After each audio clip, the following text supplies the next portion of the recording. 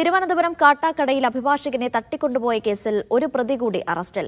ഒറ്റശേഖരമംഗലം സ്വദേശി വിഷ്ണുവാണ് അറസ്റ്റിലായത്. കേസിൽ ജിനീഷ്, അജീഷ് എന്നീ പ്രതികളെ നേരത്തെ പിടികൂടിയിരുന്നു. കഴിഞ്ഞ മാസമാണ് 6 സംഘം അഭിഭാഷകനെ ബാറിൽ വിളിച്ചു വരുത്തി തട്ടിക്കൊണ്ടുപോയത്.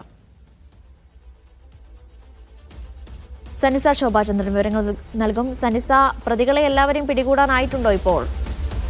ഇല്ല അനിഷ, ഇനിയും 3 പേർ കൂടി പിടിയിലാവാനായിട്ടുണ്ട്. കഴിഞ്ഞ മാസം ജൂലൈ 30 തിങ്കൾ രാത്രിയായിരുന്നു ഈ പോക്സോ കേസ് പ്രതി ഉൾപ്പെടെ 6 സംഘം അഭിഭാഷകനെ കാട്ടാക്കടയിലെ സ്വകാര്യ ബാറിൽ വിളിച്ചു വരുത്തിക്കൊണ്ട് തട്ടിക്കൊണ്ടുപോയി മർദ്ദിച്ച് പണം കവർന്നത്. ഈ ഒരു കേസിലാണ് ഇപ്പോൾ ഒരു പ്രതി കൂടി അറസ്റ്റിലായിരിക്കുന്നത്. ഒറ്റശേഖരമംഗലം സ്വദേശി വിഷ്ണുവാണ് അറസ്റ്റിലായത്. കേസിലെ 3ാം പ്രതിയാണ് വിഷ്ണു. 1ാം പ്രതി ജിനീഷ്, 4ാം പ്രതി അജീഷ് എന്നിവർ ജയിലിൽ തുടരുകയാണ്. ഇനിയും കേസിൽ പ്രതികളെ പിടികൂടാനുണ്ട്. കഴിഞ്ഞ മാസമാണ് ഈ കേസിനാസ്പദമായ സംഭവങ്ങളൊക്കെ നടക്കുന്നത്. വലിയ രീതിയിൽ ഈ അഭിഭാഷകനെ തട്ടിക്കൊണ്ടുപോയി നഗ്ന ദൃശ്യങ്ങൾ പകർത്തി കഴുത്തിൽ വാള് വെച്ച് ഭീഷണിപ്പെടുത്തിയാണ് ഈ അഭിഭാഷകനിൽ നിന്നും പണം തട്ടിയിരിക്കുന്നത്. 2ാം പ്രതി കോടതിയിൽ ജാമ്യത്തിന് ശ്രമിച്ചെങ്കിലും കോടതി അത് നിഷേധിക്കുകയായിരുന്നു.